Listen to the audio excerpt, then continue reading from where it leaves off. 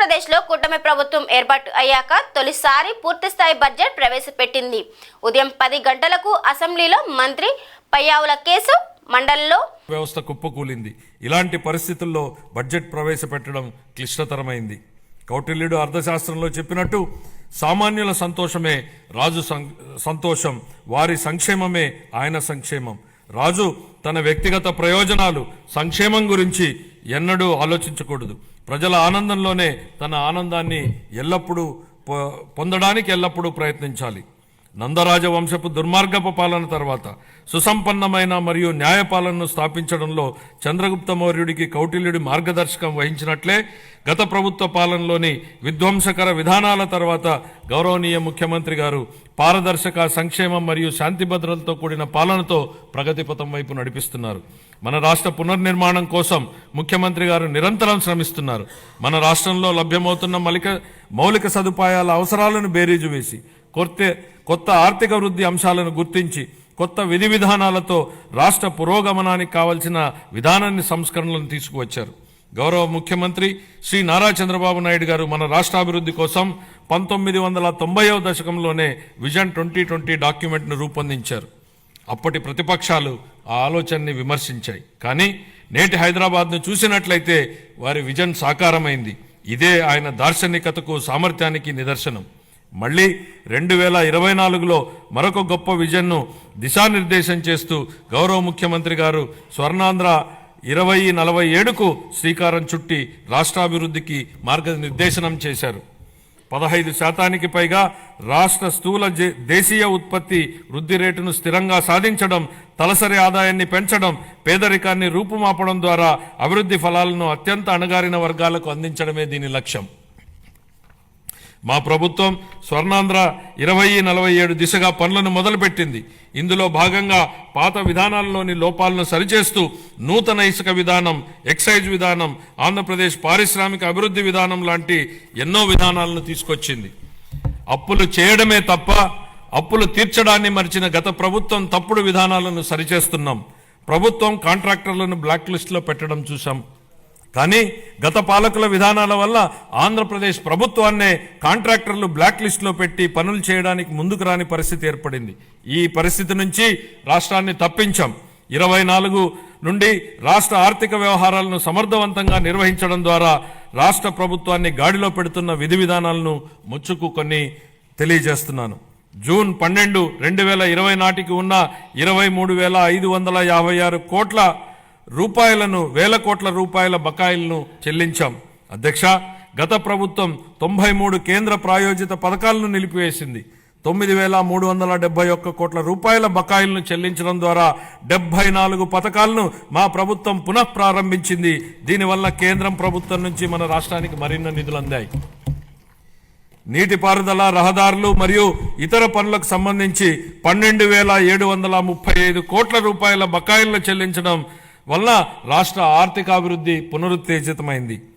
పంచాయతీలు మరియు మున్సిపాలిటీలను బలోపేతం చేయడానికి 2,793 కోట్ల రూపాయల ఆర్థిక సంఘం నిధులను మా ప్రభుత్వం చెల్లించింది. ఎన్టీఆర్ భరోసా, ఎన్టీఆర్ వైద్య సేవ మరియు దీపం 20 పథకాలకు 31,613 వేల కోట్ల రూపాయల్ని మా ప్రభుత్వం విడుదల చేసింది. మన రాష్ట్ర అభివృద్ధికి ఎన్డీఏ కట్టుబడి ఉంది. గౌరవ ప్రధానమంత్రి శ్రీ నరేంద్ర మోడీ గారి సహకారంతో పోలవరం నీటిపారుదల ప్రాజెక్టు మరియు అమరావతి రాజధాని ప్రాజెక్టులను మా ప్రభుత్వం మళ్లీ పట్టాలెక్కించగలిగింది. 23-24 ఆర్థిక సంవత్సరంలో మూలధన పెట్టుబడుల కోసం కేంద్ర ప్రభుత్వాలు రాష్ట్రాలకు అందించే ప్రత్యేక సహాయంలో అయిన ఖర్చు కేవలం 4,090 కోట్ల రూపాయలు మాత్రమే. 24-25 ఆర్థిక సంవత్సరంలో మన రాష్ట్రానికి గణనీయంగా 7,200 కోట్ల రూపాయల మేర కేటాయింపులు పెరిగాయని గౌరవ సభకు తెలియజేయడానికి ఎంతో సంతోషిస్తున్నాను. మార్చి 31, 2025 నాటికి ఈ కేటాయింపులు మరింత పెరిగే అవకాశం ఉంది. మా ప్రభుత్వం పాలనా పగ్గాలు చేపట్టాక రాష్ట్ర ఆర్థిక వృద్ధి మళ్లీ గాడిలో పడింది. 24-25 ఆర్థిక సంవత్సరం మొదటి ముందస్తు అంచనాల ప్రకారం రాష్ట్ర స్థూల దేశీయ ఉత్పత్తి 12.94% వృద్ధి చెందింది. అన్ని ముఖ్యమైన రంగాలు మరింత బలం పుంజుకున్నాయి. వీటిలో వ్యవసాయం మరియు అనుబంధ రంగాలు 15.86%, పరిశ్రమలు 6.7% వృద్ధిని సాధించగా సేవల రంగం 11.7% వృద్ధిని సాధించగలిగాయి. జూన్ 2024 నుంచి అతి తక్కువ సమయంలోనే మా ప్రభుత్వం మేనిఫెస్టోలో ఇచ్చిన ఈ కింది ప్రధాన హామీలను నెరవేర్చింది. ఎన్టీఆర్ భరోసా పెన్షన్లను నెలకు 4,000 రూపాయలకు పెంచడం జరిగింది. పేదల కోసం 204 అన్నా క్యాంటీన్లను ఏర్పాటు చేయడం జరిగింది. దీపం పథకం ద్వారా ఉచిత సిలిండర్లను ఇవ్వడం జరుగుతోంది. అర్చకులు, ఇమాంలు మరియు మౌజన్లకు గౌరవ వేతనం పెంచడం జరిగింది. 16,347 ఉపాధ్యాయుల నియామక ప్రక్రియకు మా ప్రభుత్వం శ్రీకారం చుట్టింది. అధ్యక్ష, చేసే ప్రతి పనిని ప్రజల ఆమోదంతో చేయాలనేది చంద్రబాబు గారి ఆలోచన. నేడు, రేపు మరియు మర్నాడు ప్రజలను ఒప్పించి ముందుకు సాగాలి. ప్రజాస్వామ్యంలో ఇది నిరంతర ప్రక్రియ. We have to convince people today, tomorrow and day after tomorrow continuously in democracy అనేది ముఖ్యమంత్రి గారు పదే పదే చెప్తుంటారు. బడ్జెట్ అనేది కేవలం కేటాయింపులు మాత్రమే కాదు, ప్రజల ఆశలు, ఆకాంక్షలు, అభివృద్ధి, సంక్షేమం, ఉన్న వనరులతో వీటిని సమతూకం చేయడమే బడ్జెట్ ప్రక్రియ. దీన్ని గత ప్రభుత్వం పూర్తిగా గాలికి వదిలేసింది. దీంతో ఆర్థిక వ్యవస్థ క్లిష్టతరంగా మారింది.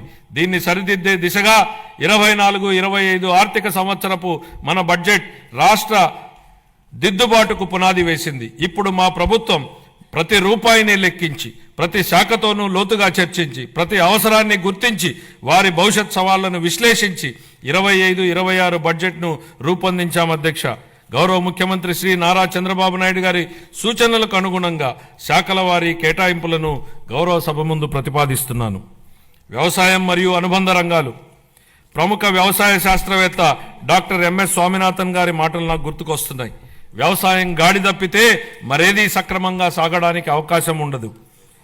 మన రాష్ట్ర వ్యవసాయ రంగం 62% జనాభాకు ఆసరాగా ఉంటూ మన ఆర్థిక వ్యవస్థకు వెన్నెముకగా నిలుస్తోందన్నది వాస్తవం. వ్యవసాయ రంగం ఎంతో ప్రాముఖ్యతను కలిగి ఉన్నప్పటికీ ఈ రంగానికి సంబంధించి అనేక కీలక పథకాలను అమలు చేయడంలో గత ప్రభుత్వం పూర్తిగా విఫలమైంది. వివిధ వ్యవసాయ పథకాల కింద చెల్లించవలసిన 5,510 కోట్ల రూపాయల బకాయిలను గత ప్రభుత్వం చెల్లించలేదు. వీటిలో 693 కోట్ల రూపాయల బకాయిలను మా ప్రభుత్వం చెల్లించింది. రాష్ట్రీయ కృషి వికాస్ యోజన కింద చేపట్టే డ్రిప్ ఇరిగేషన్ పథకాన్ని గత కొన్ని సంవత్సరాలుగా అమలు చేయలేదు.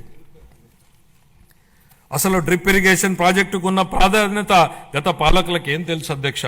డ్రిప్ ఇరిగేషన్ అనేది ఈ దేశంలో లేని రోజుల్లో దాని ప్రాధాన్యతను గుర్తించిన నాయకుడిని చూశాం. దేశమంతటా డ్రిప్ ఇరిగేషన్ ఉన్న ఈ రోజుల్లో దాన్ని నిర్లక్ష్యం చేసిన గత పాలకుడిని చూశాం. ఈ సందర్భంగా డ్రిప్ ఇరిగేషన్ ఈ దేశంలోకి తొలి అడుగు ఎలా పెట్టిందనేది ఈ తరానికి తెలియజెప్పాల్సింది అధ్యక్ష. డ్రిప్ ఇరిగేషన్ గురించి ఎవరూ ఆలోచన చేయని 90వ దశకంలో ఇజ్రాయెల్ టెక్నాలజీని రాష్ట్రానికి తేవాలన్నారు చంద్రబాబు నాయుడు గారు. అధ్యయనానికి ఇజ్రాయెల్కి వెళ్లిన కమిటీలో నేను సభ్యుడిగా ఉన్నాను అధ్యక్ష. 3 IAS అధికారులను నన్ను సభ్యుడిగా ఆ కమిటీలో నియమించారు. నాటి ఉమ్మడి రాష్ట్ర ముఖ్యమంత్రి చంద్రబాబు గారి సూచనల మేరకు దాన్ని అధ్యయనం చేసి అందించిన నివేదిక ఆధారంగా దేశంలోనే తొలిసారిగా ఉమ్మడి రాష్ట్రంలో డ్రిప్ ఇరిగేషన్ పైలట్ ప్రాజెక్టు ప్రారంభించారు. దీనిపై నాటి కాంగ్రెస్ పార్టీ అవహేళన చేసింది. ఆ తర్వాత డ్రిప్ ఇరిగేషన్ పై జాతీయ స్థాయిలో వేసిన టాస్క్ ఫోర్స్ కు ఆయనే నేతృత్వం వహించారు. ఇవాళ డ్రిప్ లేని రాష్ట్రం లేదు, డ్రిప్ లేని పొలం లేదు. What Chandrababu Naidu thinks today the nation thinks tomorrow అనడానికి ఇంతకన్నా ఏం నిదర్శనం కావాలని అడుగుతున్నా అధ్యక్ష. ఇలాంటి డ్రిప్ ఇరిగేషన్ ను గత ప్రభుత్వం పూర్తిగా నిర్లక్ష్యం చేసింది. కేంద్ర ప్రభుత్వం డ్రిప్ ఇరిగేషన్ పథకం కోసం విడుదల చేసిన 616 కోట్ల రూపాయలను దారి మళ్లించింది. మా ప్రభుత్వం ఏర్పడిన తర్వాత డ్రిప్ ఇరిగేషన్ కోసం 176 కోట్లను విడుదల చేసి అదనంగా 85,000 హెక్టార్లను డ్రిప్ ఇరిగేషన్ కింద తీసుకురావడానికి మా ప్రభుత్వం అనుమతులిచ్చింది. జీవితంలో ఒక్కసారైనా డాక్టర్, లాయర్, పోలీసు మరియు బోధకుడు అవసరమని చెప్తా ఉంటారు. కానీ రైతు ప్రతిరోజు అవసరం, 3 పూటల అవసరం. కాబట్టి అలాంటి అన్నదాతకు ప్రగాఢ కృతజ్ఞత భావంతో మేం మరో సూపర్ 6 హామీని నెరవేర్చడానికి సిద్ధమవుతున్నామని తెలియజేయడానికి ఎంతో సంతోషంగా ఉంది. ఎన్ని ఆర్థిక ఇబ్బందులున్నా అన్నదాత సుఖీభావ పథకం కింద ప్రతి రైతుకు ఏటా 20,000 రూపాయల అందించేలా కేటాయింపులు చెప్పామనడానికి గర్విస్తున్నాం అధ్యక్ష. మా ప్రభుత్వం వ్యవసాయ రంగానికి ఊతమిచ్చేందుకు రాష్ట్ర వ్యాప్తంగా 21.87 లక్షల వ్యవసాయ పంపు సెట్లకు 9 గంటల ఉచిత విద్యుత్తుని సరఫరా చేస్తోంది. చేపల వేట నిషేధ కాలంలో మత్స్యకారులకు అందించే ఆర్థిక సహాయాన్ని 10,000 రూపాయల నుండి 20,000 రూపాయలకు రెట్టింపు చేస్తామనే మేనిఫెస్టోలోని మరొక హామీని నెరవేర్చడానికి తగిన కేటాయింపులు చేశామని సంతోషంగా ప్రకటిస్తున్నాం. 25-26 ఆర్థిక సంవత్సరానికి వ్యవసాయం మరియు అనుబంధ రంగాలకు 13,487 కోట్ల రూపాయల కేటాయింపును ప్రతిపాదిస్తున్నాను. పౌర సరఫరాల శాఖ కాలే కడుపుకు పట్టెడన్నం పెట్టడమే మా సిద్ధాంతం అని చెప్పిన శ్రీ నందమూరి తారక రామారావు గారు దాన్ని నిజం చేసే దిశగా 94లో సంవత్సరంలో 2 రూపాయలకే కిలో బియ్యం పథకం ప్రవేశపెట్టారు. దేశం మొత్తం ఈ నమూనానే అనుకరించింది. మన రాష్ట్రంలో ప్రారంభమైన ఈ పథకం 3 దశాబ్దాల తర్వాత జాతీయ ఆహార భద్రతా చట్టం 2013 రూపకల్పనకు ఆధారమైంది.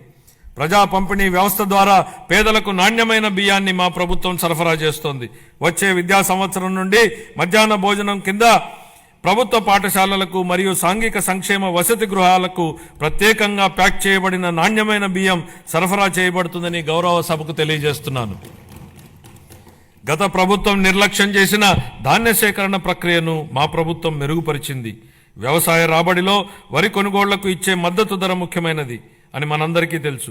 2024 ఖరీఫ్ కాలానికి గాను 5.50 లక్షల మంది రైతులకు 32.7 లక్షల మెట్రిక్ టన్నుల ధాన్యం కొనుగోళ్లకు గాను మా ప్రభుత్వం 7,564 కోట్ల రూపాయలను 48 గంటల్లోనే చెల్లించడం జరిగిందని గౌరవ సభకు తెలియజేస్తున్నాను. వాస్తవానికి 90% మంది రైతులకు 24 గంటల్లోనే చెల్లింపులు జరిగాయి. గత ప్రభుత్వ హయాంలో పెండింగ్లో ఉంచిన ధాన్యం కొనుగోలు చెల్లింపులకు సంబంధించి 1,674 కోట్ల రూపాయలను మా ప్రభుత్వం చెల్లించింది. తన సోదరీమణుల వంటింటి కష్టాల నుండి గట్టెక్కించడానికి మన గౌరవ ముఖ్యమంత్రి గారు 1999 సంవత్సరంలో దీపం పథకాన్ని తెచ్చారు. ఆ పథకం సాంప్రదాయ కట్టెల పొయ్యి వాడకం నుండి ఎల్పిజి సిలిండర్ల వాడకం వైపుకు పేద మహిళలు మారడానికి దోహదం చేసింది. మహిళలు మహారాణులు అనే విశ్వాసంతో మా ప్రభుత్వం ఆ వారసత్వాన్ని నేడు కొనసాగిస్తూ దీపం 2.0 పథకాన్ని ప్రారంభించింది. ఈ పథకం కింద 90.1 లక్షల మందికి అర్హులైన లబ్ధిదారులకు సంవత్సరానికి 3 ఎల్పిజి సిలిండర్లను మా ప్రభుత్వం ఉచితంగా అందిస్తోంది. ఈ 25-26 ఆర్థిక సంవత్సరానికి గాను దీపం 2.0 పథకం కోసం 2,601 కోట్ల రూపాయల కేటాయింపును ప్రతిపాదిస్తున్నాను. ఈ ఆర్థిక సంవత్సరానికి గాను పౌర సరఫరాల శాఖకు 3,806 కోట్ల రూపాయల కేటాయింపును ప్రతిపాదిస్తున్నాను. సంక్షేమ రంగం ప్రజలకు సామాజిక సంక్షేమాన్ని అందించడమే అధికారం యొక్క ఏకైక విధి బెంజమిన్ డిస్రేలి అన్నారు. స్వర్ణాంధ్ర విజన్ 2047 లక్ష్యాలకు అనుగుణంగా మేనిఫెస్టోలో ఇచ్చిన మా హామీలను అమలు చేస్తూ బడుగు బలహీన వర్గాల సంక్షేమానికి మా ప్రభుత్వం పెద్దపీట వేస్తోంది. వృద్ధులను ఓటు బ్యాంకుగా పరిగణించకుండా వారి జీవితాలకు ఆసరా కల్పించడాన్ని మా ప్రభుత్వం ఒక సామాజిక బాధ్యతగా భావించి మన గౌరవ ముఖ్యమంత్రి గారు సామాజిక భద్రతను ఆర్థిక కోణంలో కాకుండా మానవతా దృక్పథంతో చూస్తూ లక్షల కుటుంబాలకు పెద్ద కొడుకుగా మారి 35 రూపాయలతో ప్రారంభమైన పింఛన్ను ఎన్టీఆర్ భరోసా పింఛన్ల పేరుతో ఇప్పుడు 4,000 రూపాయలకు పెంచడం జరిగింది. దేశంలోనే అత్యధిక సామాజిక భద్రతా పెన్షన్లు ఇస్తున్న రాష్ట్రం మన రాష్ట్రమే. మేనిఫెస్టోలో ఇచ్చిన హామీ మేరకు ఎన్టీఆర్ భరోసా పథకంలో భాగంగా మా ప్రభుత్వం పెన్షన్లను వివిధ విభాగాలలో 4,000 రూపాయల నుండి 15,000 రూపాయల వరకు లబ్ధిదారులకు అందిస్తూ నిజమైన సంక్షేమానికి ఆదర్శంగా నిలుస్తోంది. షెడ్యూల్ కులాలు మరియు తెగల విద్యార్థులకు విద్యా సామాజిక భద్రత మరియు ఆర్థిక సాధికారతలపై మా ప్రభుత్వం దృష్టి సారించి వారి కోసం ప్రీ మెట్రిక్ పోస్ట్ మెట్రిక్ ఉపకార వేతనాలను అందిస్తోంది. మా ప్రభుత్వం మొత్తం 27.39 లక్షల మంది షెడ్యూల్ తెగల సామాజిక ఆర్థిక అభివృద్ధికి కట్టుబడి ఉంది. దీనిలో 4.93 లక్షల మంది బలహీన గిరిజనులకు మా ప్రభుత్వం ఐటీడీఏ ప్రాంతంలోని గిరిజనుల విద్య, వైద్యం, మౌలిక సదుపాయాలు, జీవనోపాధి, నైపుణ్యాభివృద్ధి, స్వయం ఉపాధి వంటి వివిధ రంగాలలో సంక్షేమం మరియు అభివృద్ధి కార్యక్రమాలను అమలు చేయడం ద్వారా వారి ఉన్నతికి దోహదపడుతోంది. ఇమాంలు, మౌజన్లు గౌరవ వేతనంగా ఇవ్వవలసిన 90 కోట్ల రూపాయలను 1 సంవత్సరం పాటు గత ప్రభుత్వం చెల్లించలేదు. మా ప్రభుత్వం వచ్చిన తర్వాత వారికి గౌరవ వేతనాన్ని 15,000 రూపాయల చొప్పున చెల్లించాం. నిర్వీర్యమైన వక్ఫ్ బోర్డుని పునరుద్ధరించాం. మద్యం లైసెన్సుల్లో 10% కల్లు గీత కార్మికులకు కేటాయించడం జరిగింది. ధూపదీప నైవేద్యాలకు 10,000 మరియు అర్చకులకు కనీస గౌరవ వేతనాన్ని 15,000కు పెంచాం. ఇంతేకాకుండా పేదలపై భారాన్ని తగ్గించడానికి దారిద్ర్య రేఖకు దిగువనున్న ఎస్సీ, ఎస్టీ కుటుంబాలకు నెలకు 200 యూనిట్ల ఉచిత విద్యుత్తును మా ప్రభుత్వం అందిస్తోంది.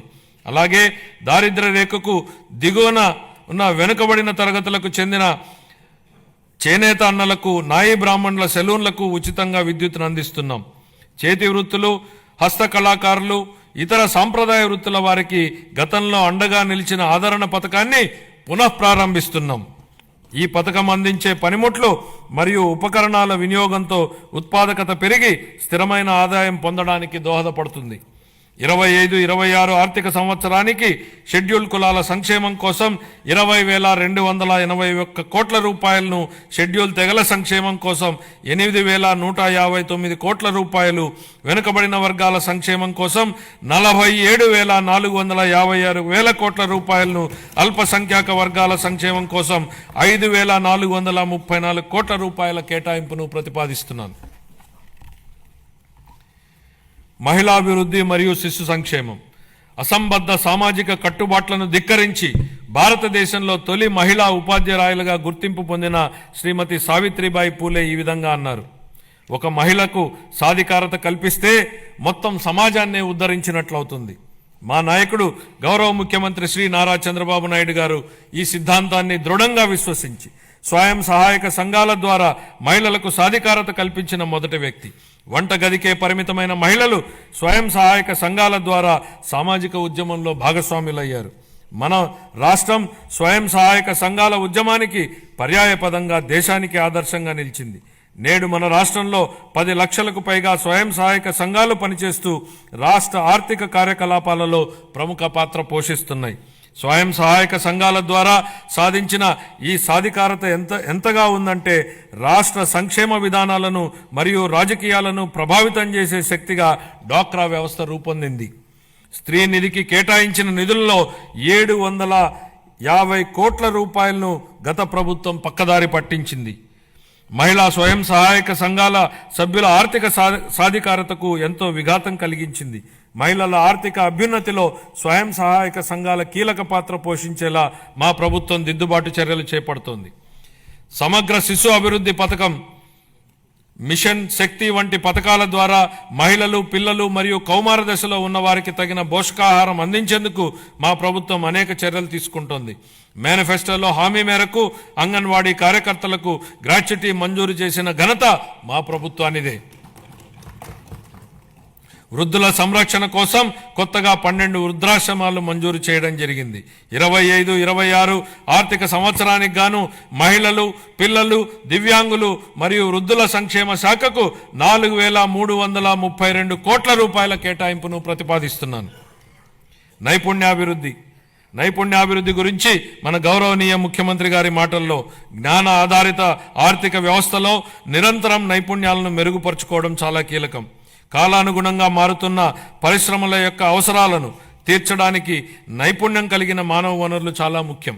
మా ప్రభుత్వం శ్రామిక జనాభా నైపుణ్యాలను అంచనా వేసి అభివృద్ధి చెందుతున్న పరిశ్రమల అవసరాలకు అనుగుణంగా వారిని తయారు చేసే దిశగా నైపుణ్య గణన జరుపుతోంది. స్థానిక పరిశ్రమల డిమాండ్ను తీర్చడానికి నిరుద్యోగ యువతకు మరియు కళాశాల డ్రాపౌట్లకు శిక్షణ ఇచ్చేందుకు 83 పారిశ్రామిక శిక్షణ సంస్థలలో నైపుణ్య కేంద్రాలను ఏర్పాటు చేయడం జరిగింది. ప్రధానమంత్రి జన్ వికాస్ కార్యక్రమం కింద అల్పసంఖ్యాక వర్గాల వారి కోసం ప్రత్యేకంగా 4 కొత్త పారిశ్రామిక శిక్షణ సంస్థలను ఏర్పాటు చేయడానికి ఇప్పటికే ప్రతిపాదనలు చేయడం జరిగింది. 25-26 ఆర్థిక సంవత్సరానికి నైపుణ్యాభివృద్ధి మరియు శిక్షణా శాఖకు 1,228 కోట్ల రూపాయల కేటాయింపును ప్రతిపాదిస్తున్నాను. పాఠశాల విద్య. గత ప్రభుత్వ దుర్మార్గపు పాలన కాలంలో రాష్ట్ర విద్యా వ్యవస్థపై దృష్టి సారించకపోవడం, నిర్లక్ష్యం మరియు తప్పుడు విధానాల వలన మన రాష్ట్రంలోని 2.43 లక్షల మంది విద్యార్థులు బడి మానివేయడంతో వారి భవిష్యత్ ప్రమాదంలోకి నెట్టివేయబడింది. ఇలాంటి పరిస్థితుల్లో విద్యా వ్యవస్థను చక్కదిద్దే అత్యంత కఠినమైన బాధ్యతను మంత్రి నారా లోకేష్ గారు తన భుజస్కంధాల మీద వేసుకున్నారు. నేటి బాలలే రేపటి పౌరులనే భావనతో విద్యా వ్యవస్థను ప్రక్షాళన చేయడం మొదలుపెట్టారు. రిజల్ట్ ఓరియంటెడ్ ఎడ్యుకేషన్పై దృష్టి సారించి ఆర్టిఫిషియల్ ఇంటెలిజెన్స్ వంటి టెక్నాలజీ విషయాలను ప్రధాన పాఠ్యాంశాలుగా తీసుకురావడానికి ఆయన చేసిన ప్రయత్నాలతో మన పిల్లలు ప్రపంచ స్థాయిలో పోటీపడి రాణించడానికి సిద్ధమవుతున్నారు. సమాజానికి విద్య ఎంత అవసరమో చైనీయుల సామెత ద్వారా వ్యక్తీకరించబడింది. మీరు సంవత్సరానికి ప్రణాళిక వేస్తే వరి నాటండి, దశాబ్దానికి ప్రణాళిక వేస్తే చెట్లు నాటండి, జీవితకాలానికి ప్రణాళిక వేస్తే ప్రజలకు విద్య నేర్పండి. పిల్లలకు విద్య అందించడం తల్లిదండ్రులకు భారం కాకూడదని మా ప్రభుత్వం బలంగా విశ్వసిస్తోంది. ఏ కారణం చేతను ఏ బిడ్డ విద్యకు దూరం కాకూడదని విశ్వసిస్తున్నాం. ప్రతి తల్లి తన పిల్లలను పాఠశాలకు పంపేలా ప్రోత్సహించే లక్ష్యంతో మరో సూపర్ 6 హామీని అమలు పరిచే దిశగా తల్లికి వందనం పథకాన్ని ప్రారంభిస్తున్నాం. 25-26 విద్యా సంవత్సరం నుంచి ఈ పథకం కింద 15,000 రూపాయల ఆర్థిక సహాయాన్ని అందించుతున్నాం. చదువుకునే ప్రతి విద్యార్థి తల్లికి ఈ పథకాన్ని అందించడానికి కేటాయింపులు జరుపుతున్నాం. ఈ పథకం ప్రభుత్వ మరియు ప్రైవేటు పాఠశాలలో 1 నుండి 12వ తరగతి వరకు చదువుతున్న పిల్లలకు వర్తిస్తుంది. అదేవిధంగా సర్వేపల్లి రాధాకృష్ణ విద్యామిత్ర పథకం ద్వారా 35.69 లక్షల మంది విద్యార్థులకు ఉచితంగా పుస్తకాలు, యూనిఫామ్లు, డొక్కా సీతమ్మ మధ్యాహ్న బడి భోజనం పథకం ద్వారా విద్యార్థులకు పౌష్టికాహారాన్ని అందిస్తున్నాం. ఉపాధ్యాయులకు స్నేహపూర్వక వాతావరణంలో కూడిన విద్యా వ్యవస్థ కోసం గౌరవనీయ మానవ వనరుల అభివృద్ధి శాఖ మంత్రి నారా లోకేష్ గారి చొరవతో మా ప్రభుత్వం అన్ని ప్రభుత్వ పాఠశాలలకు ఉచిత విద్యుత్తును అందించాలని నిర్ణయించిందని గౌరవ సభకు ఎంతో సంతోషంగా ప్రకటిస్తున్నాను. ఇది స్థానిక సంస్థలపై ఆర్థిక భారాన్ని తగ్గించడమే కాక ఉపాధ్యాయులు మరియు విద్యార్థులకు ఒత్తిడి లేని వాతావరణాన్ని కల్పిస్తుంది. 25-26 ఆర్థిక సంవత్సరానికి పాఠశాల విద్యాశాఖకు 31,805 కోట్ల రూపాయలను కేటాయింపును ప్రతిపాదిస్తున్నాను. ఉన్నత విద్య. భవిష్యత్ సవాళ్లను విద్యార్థులకు సిద్ధం చేయడానికి మరియు అందరికీ సమాన అవకాశాలు కల్పించడం కోసం బలమైన సమ్మిళిత ఉన్నత విద్యా వ్యవస్థ నిర్మించడానికి ప్రభుత్వం అంకిత భావంతో ఉంది. ఈ కార్యక్రమం కింద మల్టీ డిసిప్లినరీ విద్య మరియు పరిశోధన విశ్వవిద్యాలయాల స్థాపన, పాలిటెక్నిక్ విద్యలో క్రెడిట్ ఆధారిత వ్యవస్థను ప్రవేశపెట్టడం, అధునాతన తరగతి గదులు, ప్రయోగశాలలు, డిజిటల్ లైబ్రరీలతో విద్యాలయాలను ఆధునీకరించడం వంటి కీలక నిర్ణయాల ద్వారా మన విద్యార్థులను అంతర్జాతీయ ప్రమాణాలకు అనుగుణంగా తయారు చేస్తున్నాం. ప్రపంచవ్యాప్తంగా ఉన్న ప్రముఖ 100 విశ్వవిద్యాలయాల్లో మన రాష్ట్ర విశ్వవిద్యాలయాలను నిలపడమే మేము లక్ష్యంగా పెట్టుకున్నాం. 25-26 ఆర్థిక సంవత్సరానికి గాను ఉన్నత విద్యాశాఖకు 2,506 కోట్ల రూపాయలను కేటాయింపును ప్రతిపాదిస్తున్నాను. ఆరోగ్య రంగం. గత ప్రభుత్వ పాలనలో ఆరోగ్య రంగం పూర్తిగా నిర్లక్ష్యానికి గురి అయిన విషయాన్ని మనం చూశాం అధ్యక్ష. సకాలంలో చెల్లింపులను చేయకపోవడంతో మందుల కొరత, సౌకర్యాల కొరత, సేవల కొరతకు కారణమైంది అధ్యక్ష. వైద్య రంగంలో దాదాపు 6,400 కోట్ల రూపాయల బకాయిలను వారసత్వంగా ఇచ్చారు అధ్యక్ష. దీనిలో 1,624 కోట్ల రూపాయలను చెల్లించి తిరిగి గాడిలో పెట్టేటువంటి ప్రయత్నాలు ప్రారంభించాం. నిర్లక్ష్యానికి గురైన వైద్యారోగ్య రంగాన్ని గాడిలో పెట్టడమే కాకుండా ఈ శాఖకు సంబంధించి ప్రజారోగ్యానికి సంబంధించి మేనిఫెస్టోలో ఇచ్చిన హామీలను అమలు చేస్తున్నాం. దీనిలో భాగంగా ఇప్పటికే ఉన్న ఎన్టీఆర్ వైద్య సేవ పథకానికి తోడుగా ప్రతి కుటుంబానికి నాణ్యమైన వైద్య సేవలు అందించేందుకు పేద మధ్యతరగతి ప్రజలకు ఆసుపత్రులకు వెళ్లిన వెంటనే ఎటువంటి ఇబ్బంది లేకుండా కార్పొరేట్ వైద్యం అందేలా పథకాన్ని రూపొందించాం. దీనిలో భాగంగా ప్రతి కుటుంబానికి 25 లక్షల రూపాయల ఆరోగ్య బీమా పథకాన్ని అందుబాటులోకి తీసుకొచ్చేందుకు మా ప్రభుత్వం ప్రణాళికలు చేపట్టింది. ఈ ఏడాదిలోనే ఈ పథకాన్ని అమల్లోకి తేనున్నాం. దీంతో పాటు ఆసుపత్రుల్లో మందుల సరఫరా, మెరుగైన వైద్య సేవలు, పారిశుద్ధ్యం వంటివి ఇప్పటికే చేపడుతున్నాం అధ్యక్ష. 25-26 ఆర్థిక సంవత్సరానికి వైద్య ఆరోగ్య మరియు కుటుంబ సంక్షేమ శాఖకు 19,264 కోట్ల రూపాయల కేటాయింపును ప్రతిపాదిస్తున్నాను అధ్యక్ష. పంచాయతీరాజ్ మరియు గ్రామీణాభివృద్ధి. గ్రామాలు శక్తి సంపన్నమై స్వయం సమృద్ధి మరియు సాధికారతలతో తొలతూగకపోతే దేశాభివృద్ధి అసంపూర్తిగానే ఉండిపోతుంది. దీన్ దయాళ్ ఉపాధ్యాయ అన్న మాటలు అధ్యక్ష. గ్రామీణ ప్రాంతాల అవసరాలను తీర్చాల్సిన గురుతర బాధ్యతను గత ప్రభుత్వం విస్మరించింది. రహదారులు, తాగునీటి వంటి కనీస అవసరాలను పొందడం ప్రజల హక్కు అయినప్పటికీ గత ప్రభుత్వం వీటిపై దృష్టి పెట్టలేదు. స్థానిక సంస్థల నిధులను పక్కదారి పట్టించడం వల్ల మన రాష్ట్ర గ్రామీణ ఆర్థిక వ్యవస్థలపై ఇది ప్రభావం చూపి గ్రామ పంచాయతీల హోదాను దిగజార్చింది.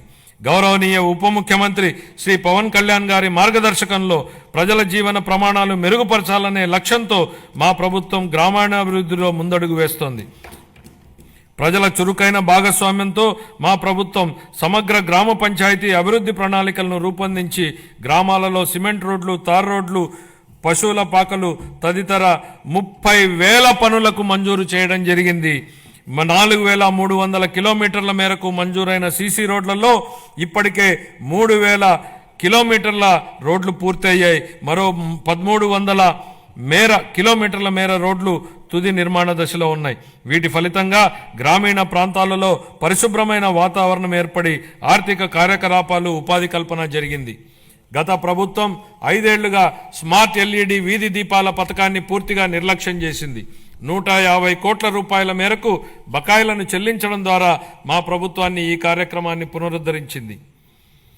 కేంద్ర ప్రభుత్వం జల్ జీవన్ మిషన్ను ఆగస్టు 15, 2019లో ప్రారంభించినప్పటి నుండి 2024-25 వరకు 13,499 కోట్ల రూపాయలను కేంద్ర ప్రభుత్వం కేటాయించినప్పటికీ గత ప్రభుత్వం మన రాష్ట్రాన్ని సకాలంలో విడుదల చేయకపోవడం వలన కేవలం 2,255 కోట్ల రూపాయలను మాత్రమే వినియోగించుకోగలిగింది.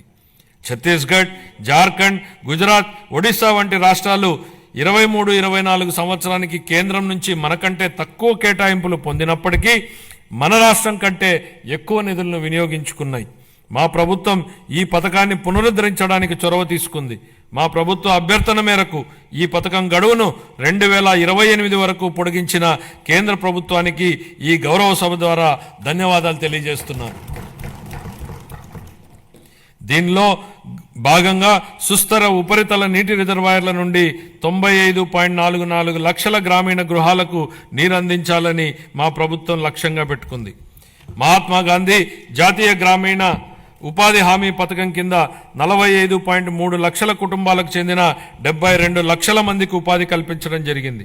మా ప్రభుత్వం రైతులకు మేలు చేకూరేలా పొలాలకు అనుసంధాన రహదారులు వేస్తోంది. అన్ని గ్రామాలలో స్వచ్ఛ భారత్ మిషన్ కింద ఘన మరియు ద్రవ వ్యర్థాల నిర్వహణ కార్యకలాపాలను చేపట్టడం వలన అవి పరిశుభ్రమైన మరియు ఆదర్శ గ్రామాలుగా మార్పు చెందనున్నాయి. గ్రామీణ ప్రాంతాల్లో మౌలిక వసతులు, రోడ్ల నిర్మాణం విషయంలో గత ప్రభుత్వాల నిర్లక్ష్యాల వలన భయంకరమైన భరింపశక్యంగాని వారసత్వం మా ప్రభుత్వానికి వచ్చింది అధ్యక్ష. పల్లెల్లో ఎక్కడ చూసినా గుంతలమైన రోడ్లే కనిపించాయి. వంతెనలు లేక కనెక్టివిటీ లేని గ్రామాలకు అనుసంధానం ఏర్పడుతున్న ఈ రోజుల్లో రోడ్లు సరిగా లేక గ్రామాలకు అనుసంధానం లేని పరిస్థితి గత ప్రభుత్వంలో ఏర్పడింది. ప్రధానమంత్రి గ్రామీణ సడక్ యోజన, ఆంధ్రప్రదేశ్ గ్రామీణ రహదారుల అనుసంధాన మరియు ప్రాజెక్టు మరియు జాతీయ వ్యవసాయ మరియు గ్రామీణాభివృద్ధి బ్యాంకు నిధుల కింద ఈ రోడ్లను అభివృద్ధి చేసే ప్రయత్నాలను ప్రారంభించాం. అన్ని వాతావరణ పరిస్థితులను తట్టుకోగలిగే రహదారులను నిర్మించి అనుసంధానతను కల్పించే దిశగా పీఎం జన్మన్ పథకం మన రాష్ట్రంలో అమలు చేయబడుతోంది. 2025-26 ఆర్థిక సంవత్సరానికి గాను పంచాయతీరాజ్ మరియు గ్రామీణాభివృద్ధి శాఖకు 18,847 కోట్ల రూపాయల కేటాయింపును ప్రతిపాదిస్తున్నారు. పట్టణాభివృద్ధి. వేగంగా పెరుగుతున్న జనాభా దృష్ట్యా సమర్థవంతమైన పట్టణ ప్రణాళికను రూపొందించడం చాలా ముఖ్యం. పెరుగుతున్న పట్టణీకరణ అవసరాలను తీర్చడానికి అనుగుణంగా అభివృద్ధి చెందుతున్న నగరాలు మౌలిక సదుపాయాలను కలిగి ఉండాలి. రాష్ట్రాన్ని సర్వనాశనం చేసేలా ప్రణాళికాబద్ధంగా వికేంద్రీకరణ మంత్రాన్ని జపించిన గత ప్రభుత్వం బిల్లుల చెల్లింపు విషయానికి వచ్చేటప్పటికి మాత్రం కేంద్రీకృత విధానాన్ని అమలు చేసింది. ఉదాహరణకు మున్సిపాలిటీలలో చేసే చెల్లింపులను గత ప్రభుత్వం కేంద్రీకృతం చేసింది అధ్యక్ష. దీని ద్వారా స్థానిక స్వపరిపాలన స్ఫూర్తికి గత ప్రభుత్వం పాతరేసింది. మారుమూల మున్సిపాలిటీలో ఓ చిన్న మురుగునీటి కాలువ నిర్మాణానికి సంబంధించిన బిల్లులు సైతం రాష్ట్ర సచివాలయంలోని ఆర్థిక శాఖ కార్యదర్శి చెల్లింపులు జరిపే విధానాన్ని అమలు చేసింది. కేంద్రీకృత చెల్లింపుల విధానం నుంచి మున్సిపాలిటీలకు ఆర్థిక స్వేచ్ఛను కల్పించాలన్న గౌరవ ముఖ్యమంత్రి గారి ఆలోచనలకు అనుగుణంగా ఏప్రిల్ 1, 2025 నుండి మున్సిపాలిటీల బిల్లుల చెల్లింపును కేంద్రీకృత విధానం నుంచి వేరు చేసి బిల్లులు చెల్లించే అధికారాన్ని మున్సిపాలిటీలకే ఇస్తున్నాం. స్థానిక సంస్థలకు ఆర్థిక స్వేచ్ఛను కల్పించడం, వాటి పనితీరు మెరుగుపరచడానికి ఇదొక విప్లవాత్మక నిర్ణయం. ప్రజా రాజధాని అమరావతి. అసంబద్ధ రాష్ట్ర విభజన కారణంగా రాజధానిని కోల్పోయిన మన రాష్ట్రానికి అమరావతిని ప్రజా రాజధానిగా ఏర్పాటు చేసుకున్నాం. దీనికి ఆనాడు ఆమోదం తెలిపి అధికారంలోనికి రాగానే మాట మార్చారు. మాట మార్చడమే కాకుండా అమరావతి విధ్వంసానికి నడం బిగించారు. నాటి ప్రభుత్వ అరాచక విధానాలపై అమరావతి రైతులు పోరుబాటును ఎంచుకోవడం, తమని తాను కాపాడుకుంటూ ఈ రాష్ట్ర రాజధానిని కూడా కాపాడుకునేలా అమరావతి రైతులు చేసిన పోరాటాన్ని ఈ సందర్భంగా గుర్తు చేస్తున్నా అధ్యక్ష. తిరిగి రాష్ట్ర ప్రజల ఆకాంక్షలకు అనుగుణంగా రాజధాని పనులను పెద్ద ఎత్తున చేపట్టేందుకు సిద్ధంగా ఉన్నామని చెప్పడానికి సంతోషిస్తున్నాను అధ్యక్ష. రాజధాని అనేది ఓ ప్రాంతం కోసం కాదు, రాష్ట్ర అభివృద్ధి కోసం దోహదం చేసే గ్రోత్ ఇంజన్గా అమరావతిని తీర్చిదిద్దాలనేదే మా ప్రభుత్వ లక్ష్యం. మహారాష్ట్ర అభివృద్ధికి ముంబై ఎంత కీలకమో, తెలంగాణ అభివృద్ధికి హైదరాబాద్ ఎంత ముఖ్యమో, మన రాష్ట్ర ఆర్థిక వ్యవస్థను ముందుకు తీసుకెళ్లడానికి అమరావతి నిర్మాణం కూడా అంతే అవసరం. గౌరవనీయ ప్రధానమంత్రి శ్రీ నరేంద్ర మోడీ గారి సహకారంతో ప్రపంచ స్థాయి మౌలిక సదుపాయాలు, పెట్టుబడులు మరియు ఉపాధి అవకాశాలను కల్పించడం ద్వారా అమరావతిని ముంబై మరియు హైదరాబాద్లతో సరితూగే ఆర్థిక శక్తిగా అభివృద్ధి చేయడానికి మా ప్రభుత్వం కృషి చేస్తోంది. అమరావతిని విధ్వంసం చేసేందుకు నాటి పాలకులు చెప్పిన మాటలను ఈ సందర్భంగా గుర్తు చేయాలనుకుంటున్న అధ్యక్ష. రాజధాని నిర్మాణం కోసం అంత డబ్బులు ఇవ్వలేం కాబట్టి 3 రాజధానులు ఏర్పాటు అన్నారు. ఇవాళ మేం రాజధాని పనుల నిర్మాణం కోసం బడ్జెట్ నుంచి ₹1 కూడా కేటాయించలేదు అధ్యక్ష. కానీ రాజధాని పనులు ప్రారంభం కాబోతున్నాయి. మా ముఖ్యమంత్రి గారు చెప్పిన విధంగా అమరావతి సెల్ఫ్ సస్టైనబుల్ ప్రాజెక్ట్ అని నిరూపితమైంది. తనకు తానే ఆర్థిక వనరులు సంపాదించుకునే ప్రాజెక్ట్ అమరావతి అని కళ్ల ముందు కనపడుతోంది. ప్రపంచ బ్యాంకు, ఆసియా అభివృద్ధి బ్యాంకు మరియు హడ్కో వంటి ఆర్థిక సంస్థల సహకారంతో కేంద్ర ప్రభుత్వం ద్వారా అమరావతి నిధులు సమకూర్చుకునే ఏర్పాటును మా ప్రభుత్వం ఏర్పాటు చేసింది. దీంతో బడ్జెట్ సహాయం లేకుండానే స్వీయ పెట్టుబడి వనరులు కలిగిన రాజధాని నగర ప్రాజెక్టుగా అమరావతి మారింది. మా ప్రభుత్వం మున్సిపాలిటీల పరిధిలో చెత్త సేకరణకు వేసిన చెత్త